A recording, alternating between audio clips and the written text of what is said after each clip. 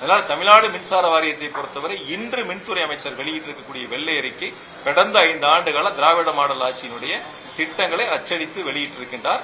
அதில் நாங்கள் 5 ஆண்டுகள் செய்த மிக சிறப்பான பணிகள், எங்களுக்கு வழிகாட்டிய கழகத் தலைவர் திராவிட மாடல் ஆட்சியினுடைய நாயகர் மாண்புமிகு தளபதி அவர்கள் கொடுத்த தைரியம், ஊக்கம், நிதி அத்துணை வளர்ச்சிகளையும் உள்ளடக்கிய அந்த வெள்ளை பேப்பர்.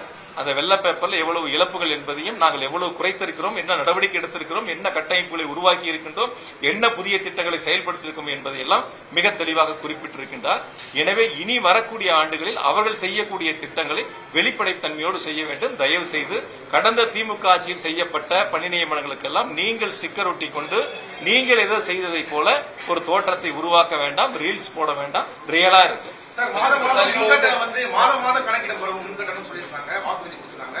இப்போ ஊழியர்கள் பற்றாக்குறையினால முடியாது, அதை செயல்படுத்த முடியாது நிர்மல்குமார் சொல்லியிருக்காரு அமைச்சர். நீங்க அதை சரியான காரணமா? அது சரி, அதோட ஒன்னே மட்டும் ஆட் பண்ணுங்க. மின் கட்டணம் உயர்த்தப்படாது அப்படின்னு சொல்லி அமைச்சர் சொல்லியிருக்காரு. இப்போ இருக்கக்கூடிய மின்சாரத்துறை இருக்கக்கூடிய இப்போ நிதி நிலைமை இருக்கக்கூடிய சூழ்நிலையில அடுத்த 5 ஆண்டுகளுக்கு மின் கட்டணம் உயர்த்தப்படாமல் நடத்த முடியுமா? உங்களோட கருத்து.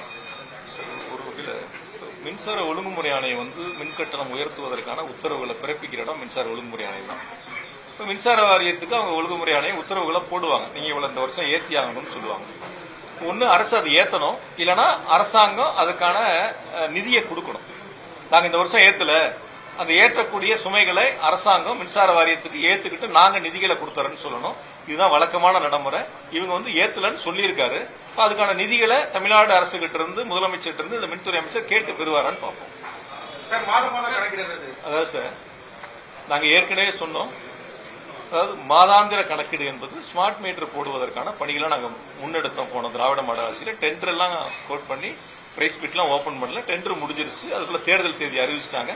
டெண்டர் ஓபன் பண்ணாம இருக்கு. இந்த அரசாங்கம் அதுக்கு சில சாக்கு போக்கெல்லாம் சொல்றாங்க, 30,000 கோடி தேவைப்படுது அப்படின்ட்டு. சார், நீங்க ஒரு வளர்ச்சி வேணும்ல. எந்த ஒரு வேலையுமே நீங்க ஐபோன் 16 வாங்கினா அடுத்து 17 வரும், வரதானே செய்யும். 17 வந்துருமேங்கிறதுக்காக 16 வாங்காம இருப்பீங்களான்னு கேட்கிறேன். இன்னைக்கு ரொம்ப அதிபுத்திசாலித்தனமா ஒரு கருத்தை சொன்னாரு. சிம் கார்டு போடணும், அடுத்து இன்னொரு டெக்னாலஜி வந்துட்டா இது என்ன பண்றது, இது என்ன பண்றதுன்னு. இப்ப அடுத்து இன்னொரு லேட்டஸ்ட் மாடல் வருதுங்கிறதுக்காக இந்த மாடல் யாரும் வாங்காம இல்லையே, யாரும் பயன்படுத்தாம இல்லையே. இப்ப வரக்கூடிய கால சூழ்நிலைக்கு ஏற்ப நம்ம மேம்படுத்திக்கணும்.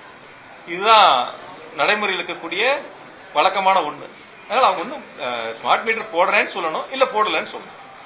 30,000 கோடி கூடுதலா செலவு ஏற்படும், அதனால நாங்க பார்த்துட்டு அப்புறம் செய்யறோம்னு சொல்லியிருக்காங்க. நாங்கள் உத்தேசித்து, எங்களுடைய திராவிட மாடல் அரசு உத்தேசித்து ஸ்மார்ட் மீட்டர் போட்டது பிறகு மாதாந்திர கணக்கீட்டுக்கான அந்த பணிகளை செய்வதற்கு நாங்கள் தயாராக இருந்தோம்.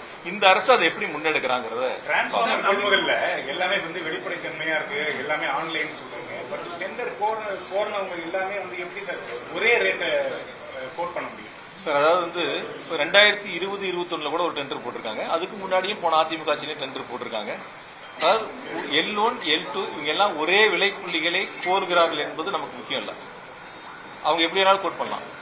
அதற்கு பிறகு அவங்களை அழைத்து எவ்வளவு ரேட்டு குறைக்கிறாங்க அப்படிங்கறதான். L1 ஒருத்தர் இருப்பாங்க, L2 25 பேர் இருப்பாங்க, L2 25 பேர் இருப்பாங்க, 25 பேர் இருப்பாங்க. அப்ப அந்த L2 L1 ரேட்டை மேட்ச் பண்ணா அந்த 25 பேர்த்துக்கும் அவங்களுக்கான பியூ ஆர்டர் கிடைக்கும். ஒரு 2000 டிரான்ஸ்ஃபார்மர் வேணும்னா ஒருத்தரே 2000 சப்ளை பண்ண மாட்டாங்க. ஒருத்தருக்கே அந்த ஆர்டர் கொடுக்க முடியாது. யாரெல்லாம் டெண்டர் அட்டன் பண்ணாங்களோ, யாரெல்லாம் அந்த ரேட்டு பிரைஸ் குறைச்சு ஒத்துக்கிட்டாங்களோ அவங்களுக்கு அந்த டெண்டரை பிரிச்சு கொடுப்பாங்க. ஒருத்தர் 100 எடுத்துக்குவாரு, ஒருத்தர் 200 எடுத்துக்குவாரு, ஒருத்தர் 500 எடுத்துக்குவாரு. அவர்களுடைய அவங்க எவ்வளவு சப்ளை பண்ண முடியுமோ அந்த திறனுக்கு ஏற்ப அவங்க அந்த உத்தரவு வாங்குவாங்க. அதனால கடந்த காலங்களில் இது போன்ற நடைமுறைகள் இருந்திருக்கின்றன. இது மாதிரி L1, L2 எல்லாமே ஒரே ரேட்டை கோட் பண்ண வரலாறுகள் இருக்கின்றன. அதுதான் இப்பயும் நடந்திருக்கு. அதனால அதுல எந்த விதமான தவறுகளும் இல்லை.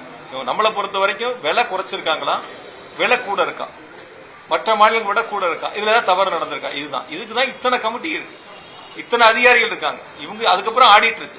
இதுல எல்லாம் நடக்காத இந்த அமைச்சர் கண்டுபிடிச்சு ஏதோ தவறு நடந்திருக்கு 44,000 மின்மாற்றிகள். தயவு செஞ்சு அவரு 2க்கான கண்டிஷன் இருக்கு, இது 2ஐயும் அவர் ஒப்பிட்டு பார்த்து பொதுவெளியில சொல்லணும். சரி, இப்போ டெண்டர் ஆன்லைன்ல தான் கோட் பண்ண போறோம்னு சொல்றாரு. ஏற்கனவே ஆன்லைன்ல தான் அது இருக்கு.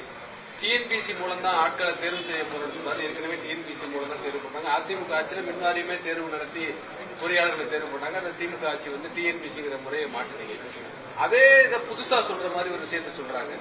இந்த 5 வருஷம் திமுக ஆட்சியில பண்றதுன்றது 2011 21 வரை அதிமுக ஆட்சியில நடந்த மின் விசை திட்டங்களை பத்தியோ அதை பத்தி வெள்ளை அறிக்கையில குறிப்பிட்டு பேசல. ஆனா இந்த 5 வருஷத்தை பத்தி பேசுறதுக்கான காரணம் என்ன சார்? அதாவது இந்த 34,000 கோடி இழப்பை பத்தி ரொம்ப பெருசா பேசுறாரு நீ கேட்ட மாதிரி. அந்த 56,000 கோடி இழப்பு 58,000 கோடி பத்தி ஒன்றும் பெருசா பேசல. அப்படியே ஒரு வரியில் அதை ஒரு வார்த்தையில கடந்து போயிட்டாங்க. சரி பரவாயில்ல, அவருடைய எண்ணங்கள் வந்து திமுக மீது பழி போடணும், திமுக 5 வருஷம் திமுக அரசின் மீது பழி போடணும், திமுக ஏதோ ஒரு தவறுகள் நடந்து விட்டதை போல ஒரு தோற்றத்தை உருவாக்கணும், அதுக்கான முயற்சிகளை தான் இன்றைய தாவேக அரசு எடுக்குது. அதுக்கு அவங்க பயன்படுத்தக்கூடிய சில வார்த்தைகளை பயன்படுத்துறாங்க. நான் தான் இப்ப முன்னாடி சொன்ன, நான் சோலாரா இருக்கட்டும் மற்ற விஷயங்களா இருக்கட்டும் அவங்க சொல்றதுக்கான ஆதாரத்தை கொடுக்கணும், நாங்க சட்டப்படி சந்திப்போம்னு சொல்லியிருக்கோம். அதனால இனி வரக்கூடிய நாட்கள்ல அது மாதிரி வந்து தவறுதலா சொன்னா, ஆதாரம் இல்லாம சொன்னா நிச்சயமாக நாங்க வேடிக்கை பார்க்க மாட்டோம், பொறுத்திருக்க மாட்டோம், சட்டப்படி சந்திப்போம். முதலமைச்சருடைய பதிலுரையில மின்வெட்டை பத்தி பேசும்போது சிலர் வேண்டுமென்றே சூழ்ச்சி செய்து இந்த மின்வெட்டை ஏற்படுத்துறாங்கன்னு அந்த ஒரு பேச்சை வந்து பேசினாரு. அதுக்கு உங்க பதில் என்ன? இப்ப இருக்கக்கூடிய மின்வெட்டுகள் அவங்க அரசியல் காரணம் வைக்கிறாங்க. இப்ப நடைபெறக்கூடிய மின்வெட்டுக்கு காரணம் என்ன நீங்க நினைக்கிறீங்க? நிர்வாகத்துல பியூஸ் கேரியர் திருட்டு போறது, சில கருப்பாடுகள் இருக்குது அப்படிலாம் சொல்றாங்க. அதாவது மின்வாரியத்தில் பணிபுரியக்கூடியவர்கள்ல கருப்பாடுகள் இருக்குனர், அப்புறம் 1% கருப்பாடுனர், 100% இருக்கிற இடங்கள்ல 1% கருப்பு யாருன்னு கண்டுபிடிக்க முடியாதா? கண்டுபிடிக்க முடியாதா? 100 பேர் வேலை செய்யற இடங்கள்ல ஒருத்தர் தவறு பண்ணா யார் அந்த தவறு பண்றான்னு கண்டுபிடிச்சு நடவடிக்கை எடுக்க வேண்டியது அரசினுடைய கடமை, துறையினுடைய கடமை. அப்ப நான் முன்னாடி சொன்னேன், இரவு பகல் பாராம, மழை வெயில் பார்க்காம, நேரங்காலம் பார்க்காம உழைக்கக்கூடியவங்க மின்வாரியத்தில் பணிபுரியக்கூடிய பணியாளர்கள், அதிகாரிகள். இப்ப அவங்கள கருப்பு ஆடுன்னு குற்றம் சொல்றாரு. இப்ப அவங்கள வச்சுதான் நம்ம அந்த மின் விநியோகத்தை செய்யறோம். இப்ப அந்த கருப்பு ஆடுகளை கண்டுபிடிச்சு நடவடிக்கை எடுக்க முடியலன்னா அப்ப அவர் சொன்னது தவறு. அவர் தவறான கருத்தை, பொய்யான கருத்தை முன் வச்சிருக்காரு. அது ஒண்ணு. இப்ப சட்டமன்றத்தில் நாங்க சொன்னோம், பியூஸ் கேரியர் திருட்டு போச்சுன்னு ஒரு கருத்தை சொன்னார். பகல்ல திருட்டு போன வீடியோவுக்கு இரவுல மின்தடை ஏற்படுதுன்னு சொன்னோம். இப்ப நான் சொன்னேன், பெரம்பூர்ல 260 RMU போட்டிருக்கிறோம் போன 5 வருஷத்துலன்னு சொன்னோம்.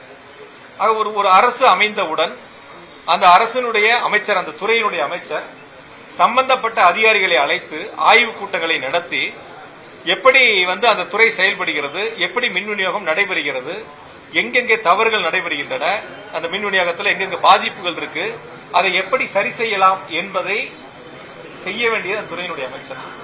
நான் சட்டமன்றத்தில் கேட்டேன், இது வரைக்கும் வந்து நீங்க மீட்டிங் நடத்தலன்னு சொன்னேன். துறையினுடைய விநியோகத்திற்கான அந்த பணிகளை செய்யக்கூடிய அதிகாரிகளுடைய அலுவலருடைய கூட்டத்தை நீங்க நடத்தலன்னு சொன்னேன். நாங்க பொறுப்பெடுத்த மண்டலங்கள் வாரியாக போய் நேர்ல சம்பந்தப்பட்ட ஏஇ வரைக்கும் அழைச்சு பேசி என்ன தேவை இருக்கு, எப்படி இருக்கு, என்னெல்லாம் செய்யணும்னு கேட்டு வாங்கி அவங்ககிட்ட மைக் கொடுத்து பேச வச்சோம். கருத்துக்களை நாங்க குறிச்சோம். இங்க வந்து அதுக்கான நடவடிக்கைகளை எடுத்தோம். நீங்க 40 நாள் ஆயிருச்சு, 45 நாள் ஆயிருச்சுங்கிறீங்க. என்ன ஆய்வு கூட்டங்களை நடத்துறீங்க? இப்ப நான் கேட்டதுக்கு அவர் பதில் சொல்லிருக்கணும்ல. இத்தனை ஆய்வு கூட்டங்களை நடத்தியிருக்கோம், இத்தனை சிஇ மீட்டிங் நடந்திருக்கு, இத்தனை எஸ்சி மீட்டிங் நடந்திருக்கு, இத்தனை இஇ மீட்டிங் நடந்திருக்கு, இதெல்லாம் சொல்லணுமா இல்லையா? அப்ப அப்படி ஒரு கூட்டம் நடந்திருந்தா உங்களுக்கு பத்திரிகை ரிலீஸ் வந்திருக்குல்ல, செய்தி பிரஸ் ரிலீஸ் கொடுத்திருப்பாங்கல்ல. நாங்க இந்த கூட்டங்களை நடத்தணும், இந்தாங்க பிரஸ் ரிலீஸ் உங்களுக்கு, இந்த கூட்டத்தில் அமைச்சர் இதெல்லாம் வலியுறுத்தினாருன்னு சொல்லியிருப்பாங்கல்ல. எதுவுமே நடக்காம, எதையுமே களத்துக்கு போய் பார்க்காம, அவருடைய நோக்கம் ஒன்னே ஒண்ணு உங்களுக்கு வெளிப்படைத்தன்மையோட சொல்லணும்னா, நீங்களும் அதை தெரிஞ்சுக்கணும், மக்களும் தெரிஞ்சுக்கணும்னா, அவர் மின்வாரியத்துக்கு செல்வதெல்லாம் கடந்த 5 ஆண்டுகளில் பூத கண்ணாடி போட்டு தேடிட்டு இருக்காரு. என்ன தேடிட்டு இருக்காரு? பூத கண்ணாடி போட்டு லென்ஸ் வச்சு தேடிட்டு இருக்காரு. ஏதேனும் கடந்த திமுக ஆட்சியின் மீது தவறுகளை கண்டுபிடிக்க முடியுமா, குற்றம் சாட்ட முடியுமா, பழி சொல்ல முடியுமா அப்படிங்கறத தேடிக்கிட்டு இருக்காரு. அவர் இன்னும் இல்ல, ஒரு நாள் அல்ல, ஒரு வாரம் அல்ல, ஒரு மாசம் அல்ல, இன்னும் 10 வருஷம் அவர் தேடினாலும் மின்சாரத்துறையில் எந்தவித தவறுகளும் நடக்கும். அப்ப நாங்க விடல, முதலமைச்சரும் விடல. மிக வெளிப்படைத்தன்மையோட மின்சார வாரியம் செயல்படுது. சட்டமன்றத்தில் முதல்வர் விஜய் குட்டி கதை அப்படின்னு சொன்ன விஷயம் வந்து பெரும் விமர்சனத்துக்குள்ளாச்சு. அதை குறித்து இன்னைக்கு ஒன்றிய அமைச்சர் நிர்மலா சீதாராமன் கிட்ட கேட்கும் போது அது அரசியல் ரீதியான விமர்சனம் தான், அது சட்டமன்றத்தில் பேசாம வேற எங்கேயும் பேசுவாங்க, திமுக அதுக்கு ஒரு பதில் சொல்லணும்னு சொல்லியிருக்காங்க. அதாவது சார், சட்டமன்றத்தில் நடந்ததுக்குலாம் எங்களுடைய எதிர்கட்சி தலைவர் வெளியில வந்து அப்பயே அதுக்கான எங்களை பேச வாய்ப்பு கிடைக்கல, அப்பயே பதில் சொல்லிட்டாங்க. அதனால அதுக்குள்ள நம்ம போனோம்னா இன்னைக்கு எடுத்துக்கிட்ட நோக்கம் மாறிடும். ஒயிட் பேப்பர் அதுக்கான ஆன்சர் இது ரெண்டும் மாறிடும், கருத்து வேற பக்கம் அரசியல் பக்கம் திசை திரும்பிடும். நான் இறுதியா உங்களுக்கு ஒன்னே ஒண்ணு மட்டும் சொல்றேன், அதாவது 58,000 கோடி 5 ஆண்டுகளில் மின்சார வாரியம் நஷ்டம் இழப்பு என்ற சூழலை கடந்த ஆண்டு 933 கோடி ரூபாய் அளவிற்கு குறைப்பதற்கு முழு முதல் காரணம் எங்களுடைய கழகத் தலைவர் திராவிட மாடல் ஆட்சியினுடைய நாயகர்